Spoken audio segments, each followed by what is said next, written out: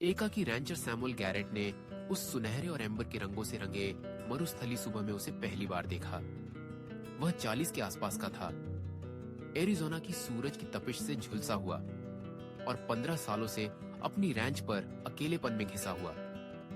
उसकी भूरी घोड़ी डचेस उसे पानी की पाइपलाइन चेक करने ले गई थी। जब दोनों रुक गए उस जगह पर जो सब कुछ बदल देने वाली थी, वहां उस प्राचीन मैस्काइट पेड़ के नीचे जो इस जमीन पर सदियों से पहरेदार की तरह खड़ा था, एक युवा अपाचे महिला लटकी हुई थी। उसकी पारंपरिक बक्सकिन पोशाक में सुबह की रोशनी चमक रही थी और उसके काले बाल ब्रेड में कंधों तक लटक रहे थे। वह 22-25 की ज्यादा नहीं लगती थी, सैमुअल ने सोचा, और उसे आकाश की ओर फैले हाथों से लटकते देखकर उसके दिल में सालों बाद एक टीस उठी। पेड़ के तने पर कील से ठोका गया लकड़ी का संकेत कच्चे अक्षरों में लिखा था, सफेद पुरुष क्षमा नहीं करते। सैमुअल घोड़े पर बैठा रहा।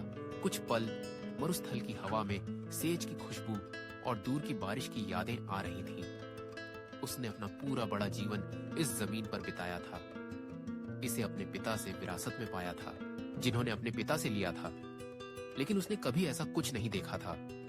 सारे अकेलेपन के बावजूद जो उसके ऊपर मरुस्थली धूल की तरह जम गया था, उसे इस जमीन के घावों की ऐसी कच्ची याद नहीं मिली थी। डचेस ने धीरे से हिनहिनाई, मानो उसकी उलझन समझ रही हो। सैमुअल धीरे से घोड़े से उतरा। उसके जूते रेतीली जमीन पर चरमराए। जैसे ही वह पास गया, उसने देखा कि युवती की छाती नियमित रूप से ऊपर नीचे हो रही थी। वह जिंदा थी, हालांकि वह सो रही थी या कोई साधना में, वह नहीं बता सका। मिस, उसने धीरे से पुकारा। उसकी आवाज सालों से घोड़ों और गायों से बात करने से खुरदरी हो गई थी।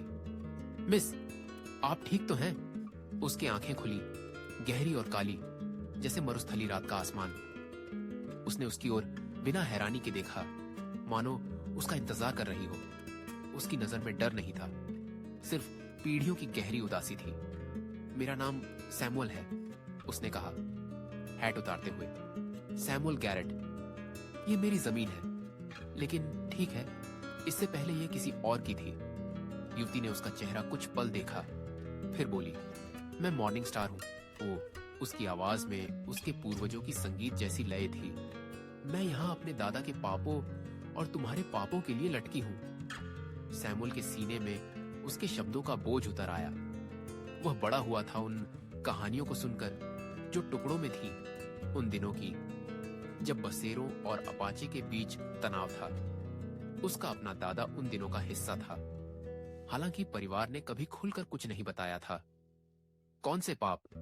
सैमुअल ने धीरे से पूछा, हालांकि उसे लग रहा था कि वह जवाब सुनना नहीं चाहता। मॉर्निंग स्टार ने उससे परिबेडी दूर के पहाड़ों की ओर देखा, जहां चोटियां सुबह की रोशनी में प्रार्थनाओं की तरह चमक रही थीं। तुम्हारे दादा ने मेरे दादा से जमीन, जानवर और सम्मान छीना। जब मेरे दादा ने अपना हक वापस लेने की कोशिश की, तो तुम्हारे दादा ने उसे इसी पेड़ से लटका दिया। सैमुअल को लगा मानो जमीन उसके पैरों के नीचे हिल रही हो। वह स्थिर खड़ा था, लेकिन हमेशा से उसे आश्चर्य होता था कि उसके दादा ने आखिरी सालों में क्यों इतना कड़वा व्यवहार किया, क्यों उसे चेतावनी दी कि उन लोगों पर भरोसा न करे, और क्यों पहाड़ों की ओर देखते समय उसकी आंखों में उदासी थी। मुझे खेद है, सैमुअल ने कहा, और वह सच में खेद महसूस कर रहा था। मैं सच में खेद व्यक्त करता हूँ। खेद मर चुकों को वापस नहीं लाता, मॉर्निंग स्टार ने जवाब दिया। लेकिन उसकी आवाज में गुस्सा नहीं था, सिर्फ थकान। मैं यहां तब तक लटकी रहूंगी जब तक आत्माएं कहें कि कर्ज चुका दिया गया। सैमुअल ने ऊपर देखा, रस्सियों को जो उसकी कलाइयों को शाखा से बांधे हुए थे, वे माहिर तरीके से बंधी हुई थी। साफ उसकी अपनी करतूत। यह दूसरों का सजा नहीं था, यह उसका अपना चुनाव था।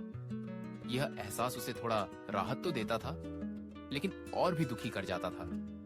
तुम यहाँ कितने दिन से हो? उसने पूछा। 3 दिन, उसने बस कहा। मेरे पास पानी है, लेकिन खाना नहीं। आत्माएं तय करेंगी कि कितना दुख पर्याप्त है, और संतुलन बराबर हो गया।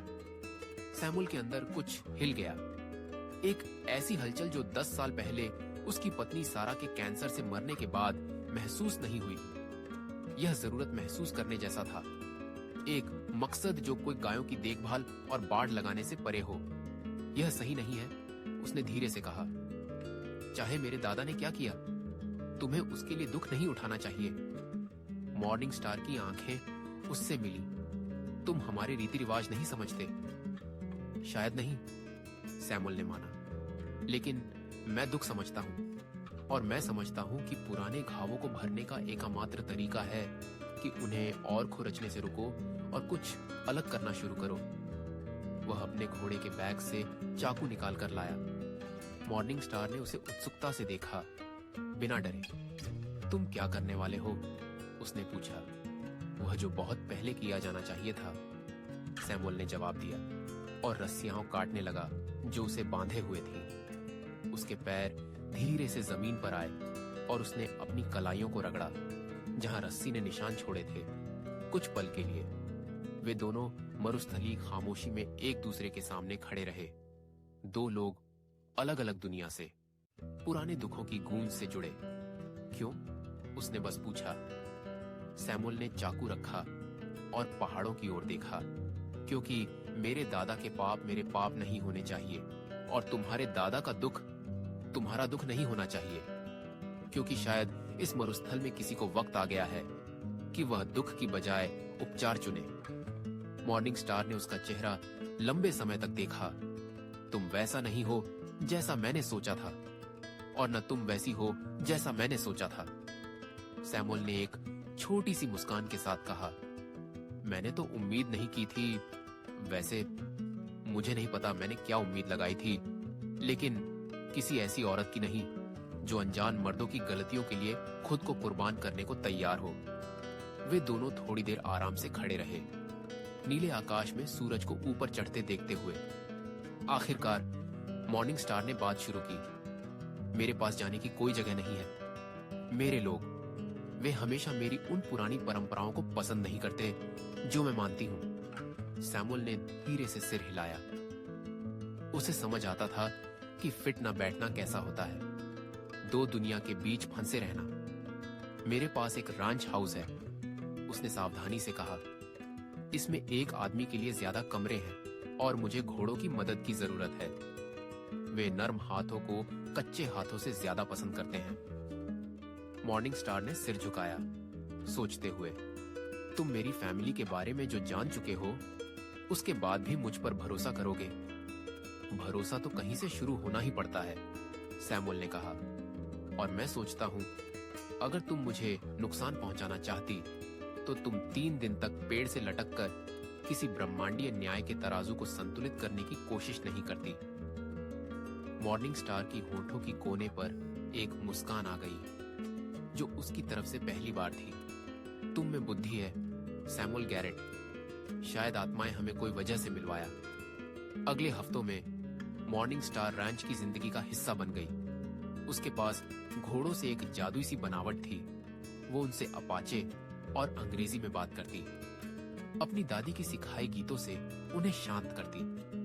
सैमुअल को शाम को बरामदे पर उनकी बातचीत का इंतजार रहने लगा, जहां वो अपने लोगों की कहानियां सुनाती और वो उसे सारा के बारे में बताता, उनके साथ जिंदगी के सपनों के बारे में। तुम उसे बहुत प्यार करते थे, मॉर्निंग स्टार ने एक शाम सूरज डूबते हुए देखते हुए कहा, जब रेगिस्तान बैंगनी और सुनहरे रंग में रंग जाता। हाँ, सैमुअल ने सरलता से कहा। 20 साल तक वो मेरी दुनिया थी। जब वो चली गई तो मुझे लगा मेरी दुनिया भी खत्म हो गई, लेकिन खत्म नहीं हुई, मॉर्निंग स्टार ने नरम आवाज में कहा। बस अपना रूप बदल लिया। सैमुअल ने उसे देखा, उसके शब्दों की गहराई से प्रभावित होकर। क्या तुम यही सोचती हो? हमारे दादाओं के साथ हुआ, उनकी दुनिया का रूप बदल गया और उन्हें उसमें जीना नहीं आया। शायद, मॉर्निंग स्टार ने कहा। मर्द अक्सर डरते वक्त गुस्सा चुनते हैं, और जब दुनिया तेजी से बदल रही हो तो डरने की कई वजहें होती हैं। गर्मी जाते जाते सावन आ गया। सैमुअल को एहसास हुआ कि उसके सीने में जो खाली जगह थी वो अब उम्मीद से भर रही थी, जो उसे लगा था कि हमेशा के लिए चली गई। ये उम्मीद नहीं थी कि सब पहले जैसा हो जाए, बल्कि ये शांत उम्मीद थी कि कल कुछ देखने लायक हो सकता है। मॉर्निंग स्टार अब ज्यादा मुस्कुराने लगी और उसकी हंसी जब आती तो रेगिस्तान में पानी जैसी लगती। उसने सैमुअल को आसपास के पौधों और जानवरों के लिए अपाचे शब्द सिखाए और उसने उसे अपनी छोटी लाइब्रेरी की अंग्रेजी किताबें पढ़ना सिखाया। वे सच्चे साथी बन गए, काम बांटते और शांत पल साथ बिताते। एक शाम जब वे बरामदे पर बैठे पहले तारे निकलते देख रहे थे, मॉर्निंग स्टार ने धीरे से कहा, मैं सोचती थी कि सम्मान का मतलब है उनसे पहले आए लोगों का दर्द उठाना, लेकिन शायद सच्चा सम्मान तो ये है कि हम उस दर्द को आने वाली नस्लों को न दें। सैमुअल ने सिर हिलाया। समझ की लहर दौड़ गई। शायद यही असली ठीक होना है। जो हुआ उसे भूलना नहीं, बल्कि उसे आगे जो होगा उसमें जहर न बनने देना। रेगिस्तानी हवा में बारिश आने की खुशबू आ रही थी। दूर एक कोयोटी अपने साथी को पुकार रहा था। सैमुअल और मॉर्निंग स्टार आराम से चुप बैठे रहे। दो आत्माएं जो इतिहास की खाई पार करके मिली और पाया कि कुछ रिश्ते पुराने घावों से ऊपर होते हैं। अगले वसंत में वे दोनों ने एक साधारण समारोह में शादी की, जिसमें दोनों की परंपराओं का सम्मान किया गया। सैमुअल ने अपनी रोज की प्रार्थनाओं में अपाचे आशीर्वाद गीत बुनना सीखा और मॉर्निंग स्टार ने उस पेड़ की जगह पर जहां पहले लटकाव होता था एक बगीचा लगाया, जहां अब मक्का, सेम और लौकी उगती, जहां पहले सिर्फ दुख था। और कभी-कभी जब रेगिस्तानी हवा सही तरह से चलती, पड़ोसी कसम खाते कि उन्हें हवा में हंसी सुनाई देती। दो लोगों की जो विरासत के बजाय प्यार चुनते, दुख के बजाय ठीक होना। और पाया कि कभी-कभी सबसे बड़ा विद्रोह बस इतना होता है कि हम उनसे पहले आए लोगों का दर्द आगे न बढ़ाएं, क्योंकि आखिरकार रेगिस्तान सिखाता है कि जिंदगी ऐसी जगहों पर भी खिल सकती है जहां लगता नहीं, अगर हम हिम्मत से बीज बोए बजाय पत्थरों के।